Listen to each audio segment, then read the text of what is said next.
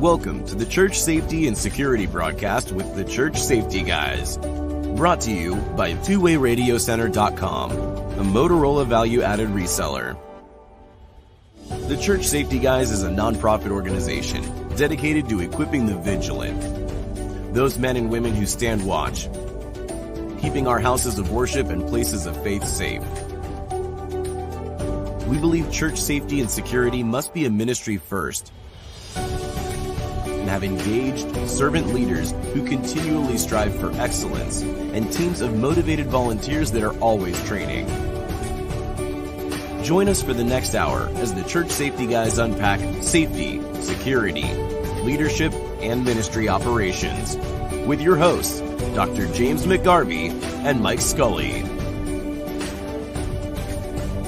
This broadcast is also available on YouTube, your favorite podcast platforms, churchsafetyguys.com, and on the original Church Security app. Download it today. Feel free to like, subscribe, and share with your ministry.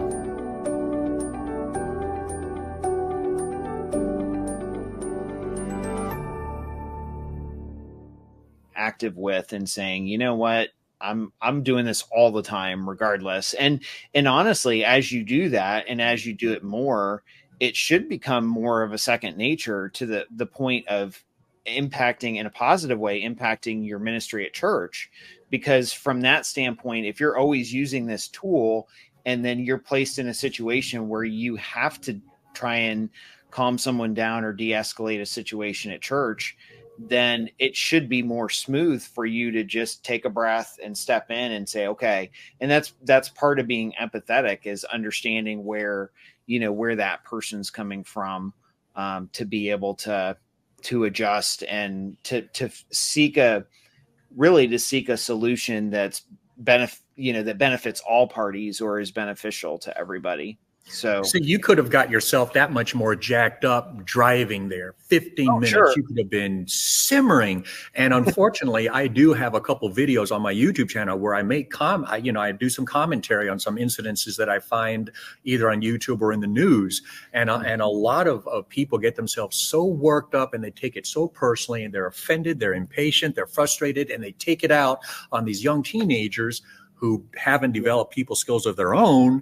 And so they react very defensively, and the whole situation absolutely blows up and goes off the rails. Now, imagine if you had gone in there and was just snotty and rude, and as you drive away, they see a Jesus is Lord's bumper sticker on the back of your car or something like that. Because you hear stories like that.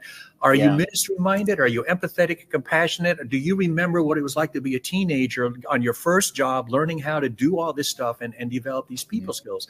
Take a moment, stop acting like they deliberately decided, oh, it's McGarvey. You know what? Let's mess with him. Stop acting like it's they're trying to get you personally. But in this day and age, everyone just seems to be, they want to believe. It seems like they want to believe they are deliberately, specifically being victimized. Yeah. And then on top of that, they just don't seem to understand what de-escalation or verbal judo or any of that stuff actually is or looks like or sounds like in the moment. And there are folks who just think that, because I get a lot of haters on making comments on my YouTube channel. Yeah. There's always finger pointing. That other person in that video that you describe is more at fault than the other. And it's like, you know what, folks, both people had a role to play. We all have a role to play in every incident we have contact with another human being. We can either do our best to try to de-escalate that situation, or we end up being human and not getting it right and say or do something that, hopefully we catch ourselves and go, okay, I need to avoid saying that. I need to avoid doing that. Hopefully you catch yourself before it completely goes off the rails. Telling someone to calm down is not effective. We both said that like 100 times. It's like, don't do it. It's like the cardinal rule of de-escalation. It is, but it rolls off our tongue so easily. Yeah. So easily. And that's why in all my training seminars, I'm just emphasizing to people, hey, that's why having this self-discipline and situation awareness is critical. Oops, I almost told this person to calm down. Catch yourself. Hey, you know what? take a deep breath, sir, ma'am, or whatever, or avoid saying anything in that moment. Because again, you don't, maybe it's one of those moments in the situation where you don't have to say anything, you know, but again, every situation is different, and you've got to constantly be assessing it as it evolves in front of you. For sure. So, so let's go through real quick what, you know, we've gone back and forth just in the illustrations, and we've kind of said what de-escalation is, what it isn't, that sort of thing. But let's get a little bit more specific and get into what it's not, because a lot of times to see what it is, you kind of have to say, this is what it isn't. And then kind of move forward. And oftentimes people get, like we said at the beginning, people get a little bit confused as far as what de-escalation should be and what it looks like in their church, in their environment, particularly in church safety and security. But so I kind of made a list. Mike's not with us. Mike's usually the list guy. Yeah. I'll run through this real quick. But when I started thinking about it, and I thought, you know, okay, this is what de-escalation isn't.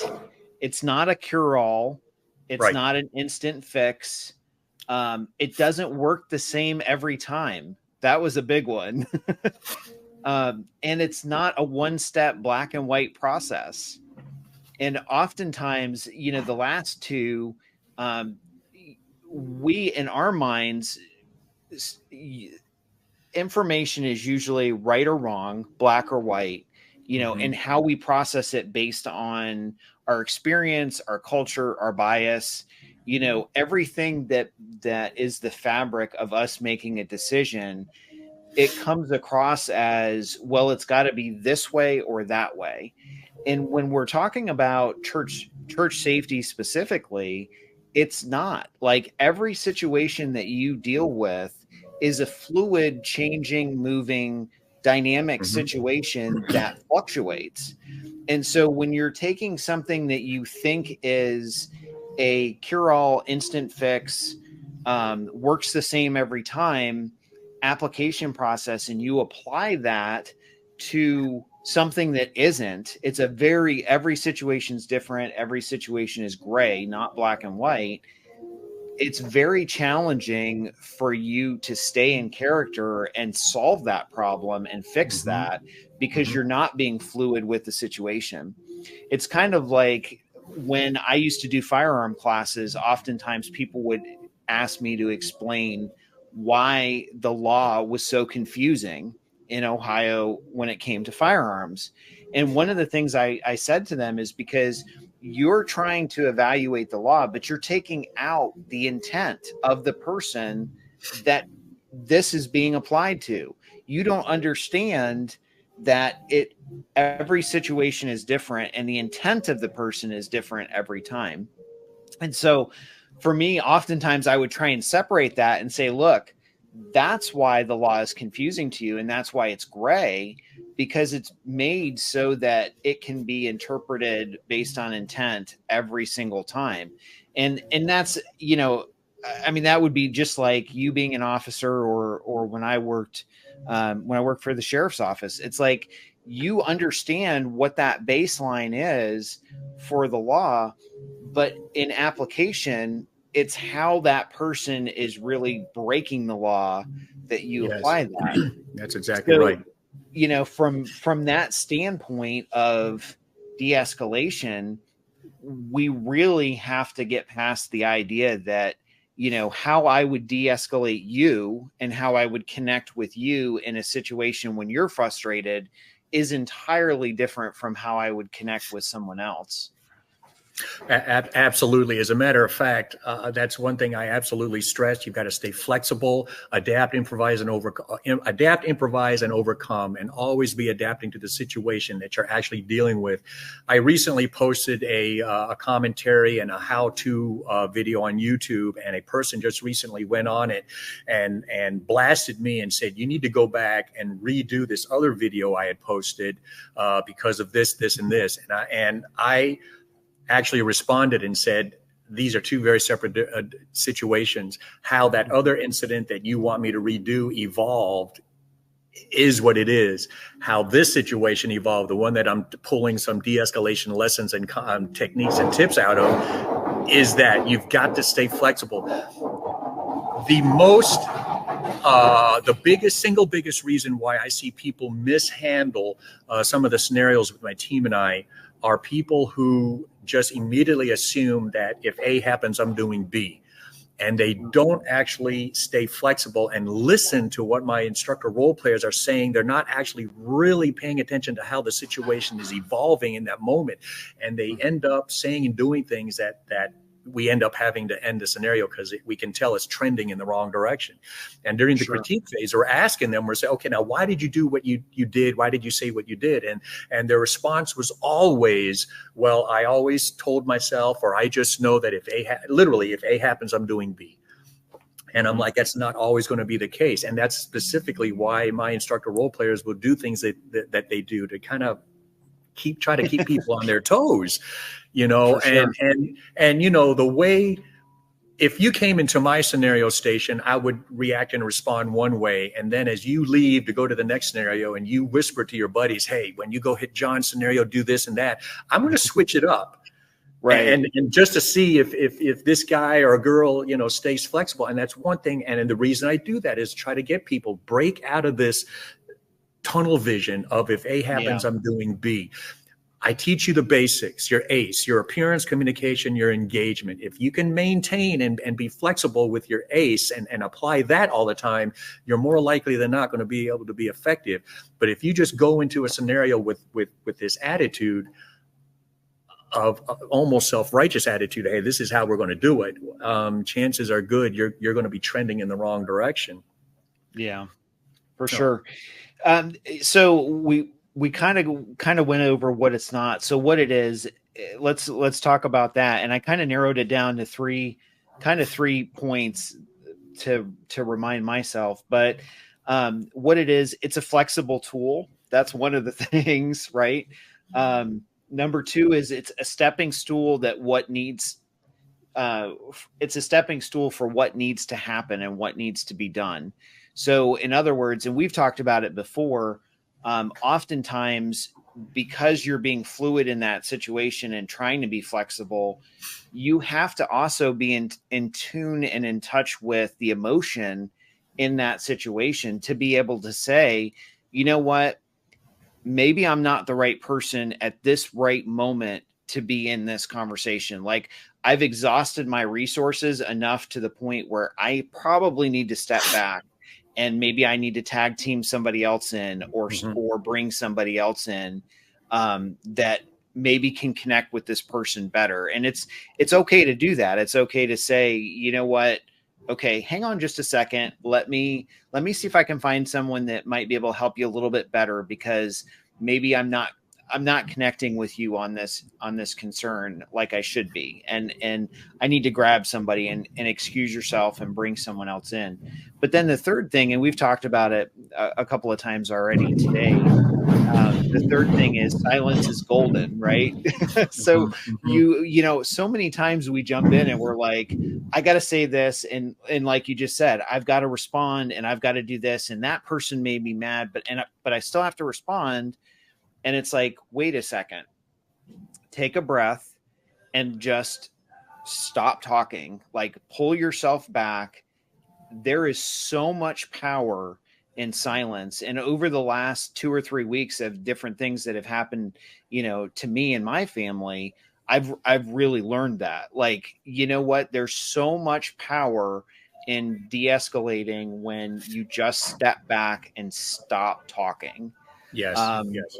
And realistically, from that point, you know, find someone, and I would even say this for the safety team's sake, find someone else on the team that you have a dynamic relationship with, pair up and know who compliments you and who does not, because there are individuals that can come alongside you. And I know, there's actually 2 individuals in my church that when I get into a situation that I want them there. And it's not because they're necessarily more knowledgeable, but because we've worked together in the past. We tag team it together. We know when to stop talking with each other, and we know when to bring the other person in and let them take over that conversation. And I'll tell you, we have had so much success with that interaction of doing that, where we all win. Like, we all walk away like nothing's been, like, the policy hasn't been ignored. It's been followed. We've helped the person, but it's just that interaction to be able to say, I know one of the individuals that I work very well with is our pastor's wife.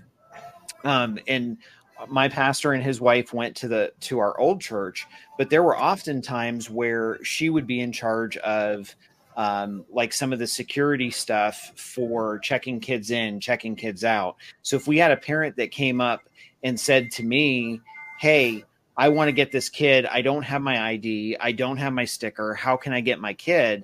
And I didn't know. I would say, okay, I need a driver's license. I need this or that, because, you know, our security is high because we want to make sure the right kid's going with the right parent. Well, there have been a few situations where that parent has gone off the rails at me. Like, how dare you? I want my child. And I'm like, okay, let me go grab this individual. Maybe I'm not explaining it well to you, but let me grab this other individual, this pastor's wife, because she knows how to, sometimes she explains it better than I do. Yep. I'm not perfect. Yep. So, you know, she would come in and she would say, hey, what can I help you with?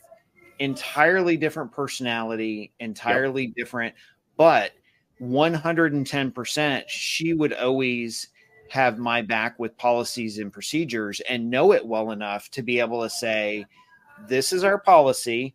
I can help you with this, but you have to help me with this. And, you know, and find that compromise, being empathetic, but also understanding that, you know, we have the policies to follow for a reason. You know, but again, 9 times out of 10, I would pull one of those two. There's another gentleman that was a deacon in our church, and I now serve on our church's elder board with him. But there is another individual that, you know, again, very smooth, very interactive. When the two of us are together addressing stuff, it just works well. And I would encourage, you know, anybody that's listening, you know, if you have that situation where you're trying to do that with your folks and you're trying to go through training and scenarios and that sort of thing, there is always someone else in or on your team that you will work very well with, that you will complement. And if you can find that individual, you truly, you know, you can practice breaking up in teams and covering those topics. But I think you'll be golden, because honestly, it just, there's some dynamic there that it helps you be successful. And, you know, and again, it's not, you're not raising your voice. You're not saying no to the person, but at some point in time, and I think honestly, a lot of times maybe it's our pride that we just want to handle the situation, and we don't want to say, I got to pull this other person in, because then to us, you know, it makes, like, if you and I were working some situation and I'm like, hey, John, can you help me? Can you talk to this person? Cause something's not connecting. Then I have to be humble, because, you know, I'm admitting I didn't fix this. Right. And we're all problem solvers, but I'm admitting at that point that I need you to help me. And so that's challenging for me sometimes, to be able to say, I can't do this by myself, because again, going back to what it's not an instant. De-escalation is not an instant fix in any situation. And you have to treat it like, okay, maybe I'm not the right person, and it's nothing against you. Again, a few years ago, another illustration real quick was, we were at a church camp in Tennessee, and there was a gal that was, at the time was suicidal and ran off in the woods and hid. and myself and myself and one of the youth pastors were trying to find her. Like, we were going through the woods in the middle of the night. Yeah. And we found her, and I started talking to her, and the youth pastor started talking to her. And, you know, when we were talking to her, we just could not connect. Like, we could see in her face that she wasn't connecting with what we were saying. Yeah. And so we're sitting there, and I had one of my radios. Well, they had a special duty sheriff's deputy that was there at the camp at night. And the sheriff's deputy called me, and he said, "Did you locate the girl?" And I said, "Yes. You know, here's the point where we are." And he said, "Okay, I'll be right up there." So literally within probably 2 minutes, we're in the middle of nowhere in Tennessee. Yeah. Within 2 minutes, you know, the deputy pulls up, and he walks over, and he sits down, and he starts talking to the girl. And I'm not even joking. Like, he must have been like the teen whisperer or something, because we have been talking to her, and she wasn't getting it. He walked up, and I mean, it was like that, bam, you know, she's talking to him, she's interacting with him. And, you know, and I'll never forget that, but she came back in, we were able to get her some, you know, professional counseling and help. And, you know, she's married, has an amazing family now. You know, God's been working on her heart. Awesome. It has been, but just that situation. I was joking around with the deputy, and he just looked at me, and he said, I've been through conflict de-escalation training, and crisis management. But he said, you guys, I heard what you were saying. He said, you weren't saying anything different than what I said. But he said, he's like, maybe it's because I'm wearing a uniform. I don't know. But he said, the reality is that some people just engage better with others. And he's like, kudos to you guys, because you weren't. He's like, I've worked with churches before where they want to lock down counseling this person. And he said, I walked up, and he said, as soon as I walked up, you guys just stepped back and gave me a shot. And I said, maybe your training's, maybe you've had more training than I have. Maybe she'll connect better with you. I don't know. But at that point, my perspective is I want to do what's best for that person and for her. So if that means me stepping back and saying, look, I'm not, I'm not connecting. All right, bring somebody in that does connect. Yep, exactly right. One thing I emphasize, the longer you stay in some type of confrontational situation by yourself, the higher the probability you're going to end up being the one to get frustrated, impatient, or offended, and end up saying you're doing something that escalates it. And that's why part of my training, I emphasize teamwork. I emphasize teamwork. You've got to be able to get your pride and ego out of it, break contact with the person, recognize, again, back to self-discipline and situational awareness. You're not connecting with this person. And break contact and let a colleague take over, who 9 times out of 10 will repeat almost word for word what you just got done saying. But for some reason, a different tone of voice, a different image, a different person, it just resonates differently. And I'm glad you were able to see that. That is a known psychological, scientifically proven phenomenon. And I try to encourage people to understand it and take advantage of it. I've seen people in positions of authority, leaders, bosses, parents, police officers, doctors, lawyers, store clerks, people in a position of authority end up escalating situations because they stay in contact with a person that they should have recognized sooner rather than later that, okay, I'm not connecting. I need to just back away. But they feel that because they are in a position of authority, I'm in charge here or whatever, they feel like I need to fix it, resolve it, or solve it. And, you can as part of a team.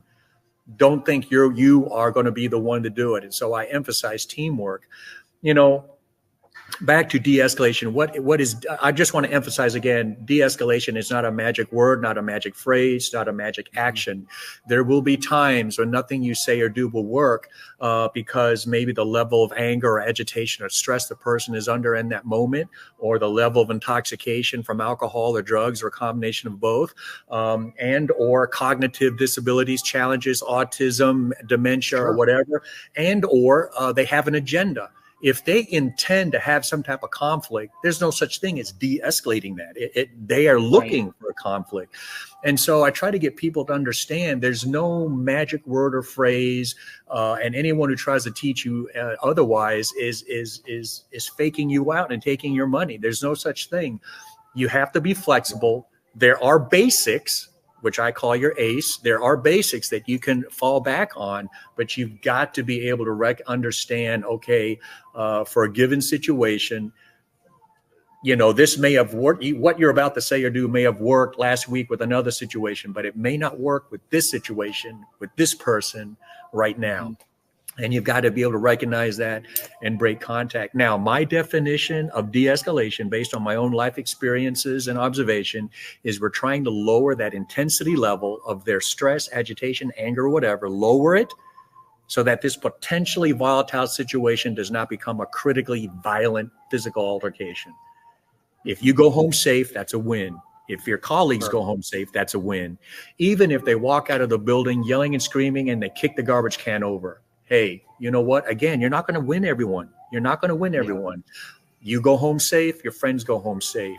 But the idea that you could just say or do something and it's now their responsibility to de-escalate, that's a fallacy. You still have a part to play. Just because you said this one word or did this one thing does not mean they're automatically going to, unicorns and marshmallows and rainbows. That's not how life works, you know. And that's one of the things I try to emphasize with people and clients. There's a saying out there we learned in the military very early on: no plan stays together on contact with the enemy. Okay. When there's things that they teach you in school, there's things they teach you in boot camp, there's things they teach you at the academy. But man, when you're boots on the ground, face to face, a lot of this stuff goes out the window. But that is why I try to emphasize here are some basics that you can hang on to that more likely than not will help you de-escalate effectively and successfully a given situation. But recognize again, you still have your part to play. Do I need to stay engaged? Do I even need to say something in this moment, or should I just be quiet? You know, and so, yeah, there's those. Go ahead. I was just going to say, I love the fact that you said earlier, you said intent. Like if that person has intent to do something and carry out actions, that nothing at that point is going to necessarily change what that person's intent is. And I think a lot of times too, that would apply. Like we've had numerous conversations about like the First Amendment folks that are just like, you know what, I'm going to be here. So their intent is to be disruptive. That's the whole point of them showing up on property. And oftentimes what they fail to realize is that showing up on property, if it was the community's property, that's a little bit different than private property of a church. But the reality with all of that is that it's interesting to me that and you just said it with boots on the ground, things are different when you're actually in the middle of the situation. You have to be flexible. You have those tools, but then you need to fall back on being flexible and understanding that not every situation is the same. And every situation is dynamic. And, you know, it's okay to think ahead and plan, like from the standpoint of, well, if I can't do this, if I don't get to that point of getting that resolution and bringing that person's emotional, mental state down, you know, to a more reasonable level, then what's next? Like, what's the next step? Okay, well, if they're not responsive, if they're not responding to me, and I've brought in someone else to help, and I've used, you know, the de-escalation tactics, and I've used verbal judo, and I'm to this point now on the other side of this not working. Okay, what's the next resource? Like, And when you think about it, planning out is always helpful. Like my next resource at that point would be saying, okay, I need to get on the phone with law enforcement, because if that person is still up there and, you know, they're still elevated in their intent and they're acting on their intent, then maybe I need to trespass them. Maybe I need to get law enforcement moving and on the way, because they're not listening. They're not, you know, they're not engaging in the slightest bit with, you know, these other tactics. So that's fine to do, but sometimes it seems to me like I don't know, we're just expecting, like, again, you know, snap your fingers, one word, I can say this, and it's going to just derail this person's mindset. But when you think about it, I mean, even individuals that have had mental health challenges that have come into a church and have decided that they're going to disrupt a service or do something substantial, they've been planning this out for a significant amount of time. Like, they, in their mind, oftentimes, and we've seen statistically where they're trying to psych themselves up to go do this, they've been thinking about it longer than you have. So when you approach somebody, you know, you're thinking, oh, wow, this person showed up. I'm going to try and, you know, help them reset their mind and calm down and do all of this other stuff.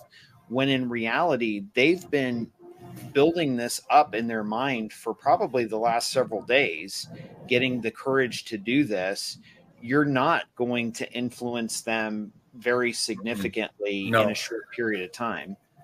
There are some incidences, because we had it here at my church. There are some mental illness where it could be a spur of the moment thing that they end up saying or doing just because the opportunity arose. A number of years ago, we had a young man had some mental illness. He saw that we had filled up the baptismal pool, so he started bathing in it. It was a spur of the moment type of thing, and you know, we worked it out, and he doesn't show up here anymore. But it really took the folks who were here that day by surprise, you know, and some people got offended by it, which rightfully so. They were offended. They were frustrated. Like, oh my gosh, we're trying to fill up the baptismal pool for Sunday's baptisms, and we got this guy bathing in it, you know, a homeless guy. Oh my gosh.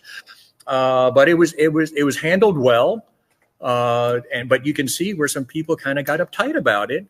And it could have gone sideways with how they handled it. But I thought it was handled very well. And fortunately, they just took a deep breath. And fortunately, it wasn't as full as it could have been. They just emptied the water and started over again. But you could see where any one of those people who ended up interacting with them that day could have ended up saying or doing something that could have potentially escalated. And you know, I've seen that happen several times.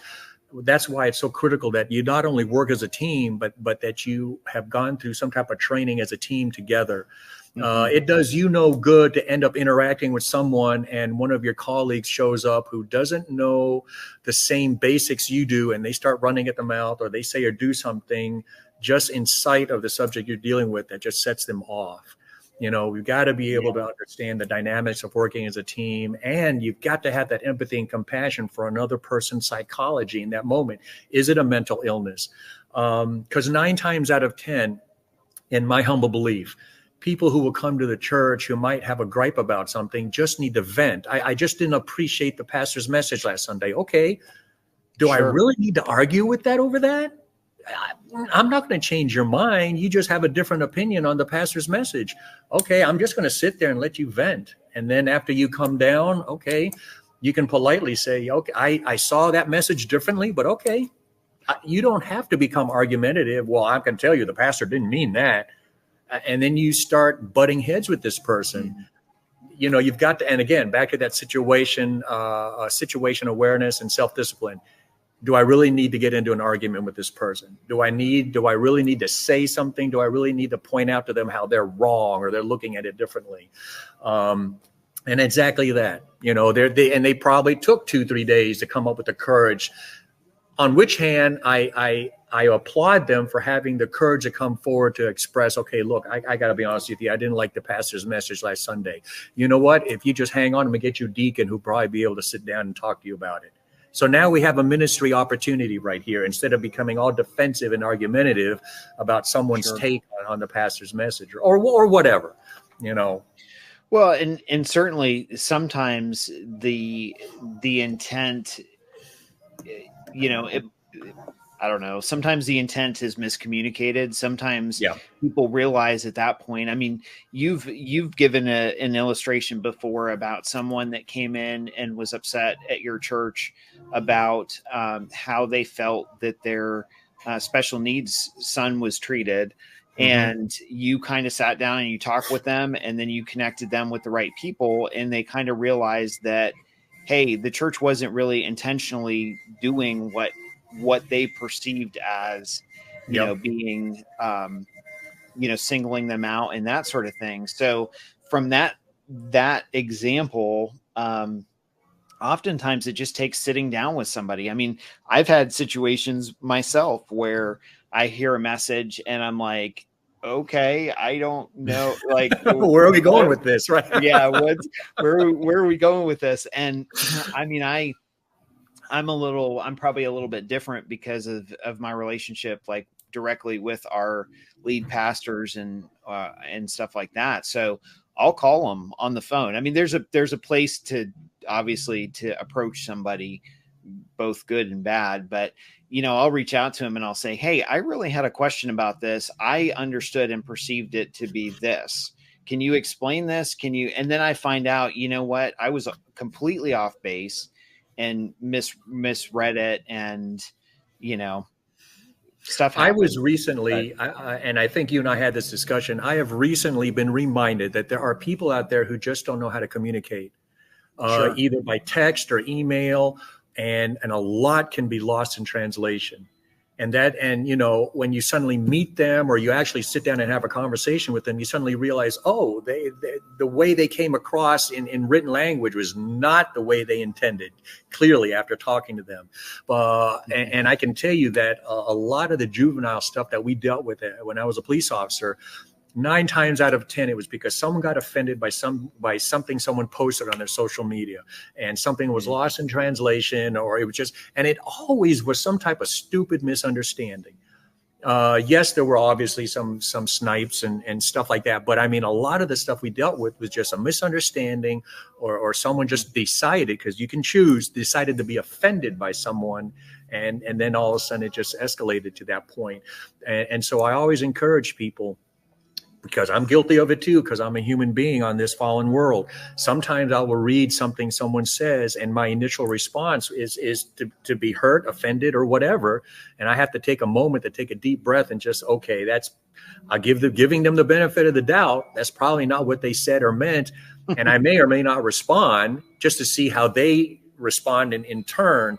And then based on that interaction, I'll decide, do I even need to continue communicating with this person, or they just have a very strong opinion on something, and I'm obviously not going to change their mind.